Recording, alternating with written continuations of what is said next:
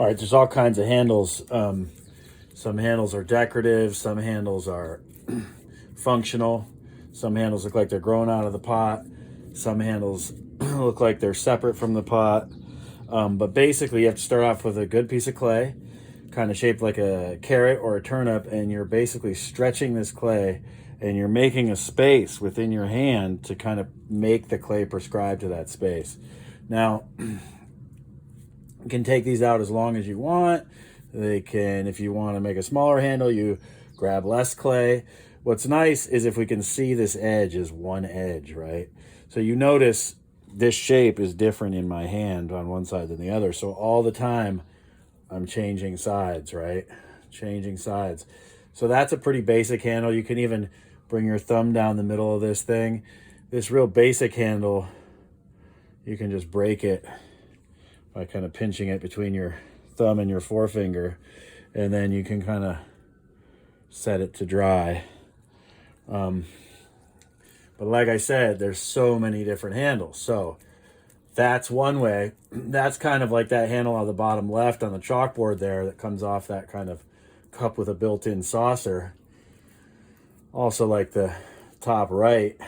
Another way to do this, again, you can see that edge of that reads really nice and clean, right? It doesn't read as two edges.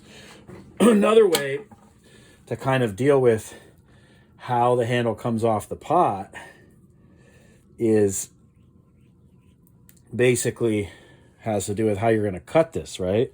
So if I cut this square, then I have an opportunity for this to come off the pot and have some meat at both the top and the bottom of the handle.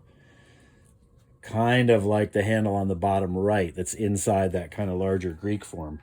So this would stick coming off of the piece, right?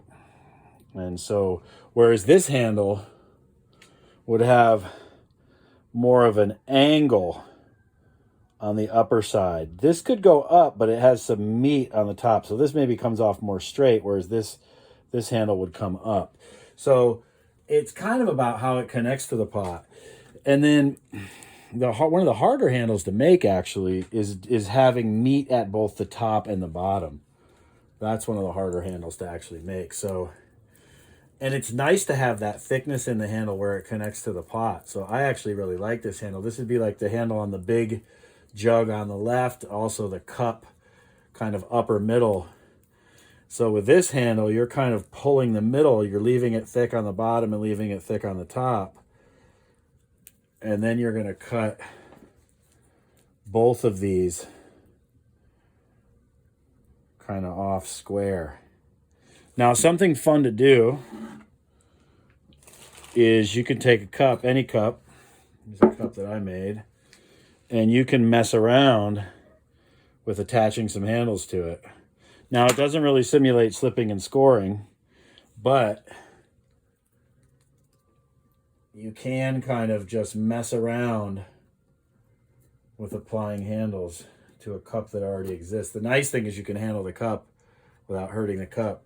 So see how this handle has material on both the top and the bottom, so I can really work it into the cup. And it really looks like it's kind of growing out of the cup, like it's one with the cup, right? I kind of like that.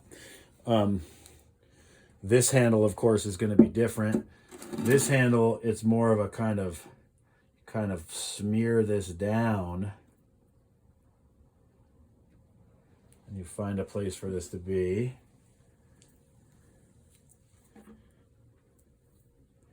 This handle, the shape on the inside, it's kind of more elegant looking, but the shape on the inside isn't a complete shape, and it looks as though it's part of the cup, a separate part from the cup. Whereas this handle typically looks like it's more part of the cup. It's a little beefier. And then this handle would kind of be somewhere in between. Now I do want it to kind of raise up as it comes off the cup, so I am going to kind of dent this upper side a little bit. Especially functional handles, they need to come up off the cup a little bit, because if what's going to be in the cup is hot, your hand wants to be away from it. And so if they don't come up a little bit right here, your hand gets pinched in against the cup. So you can see some different handles here.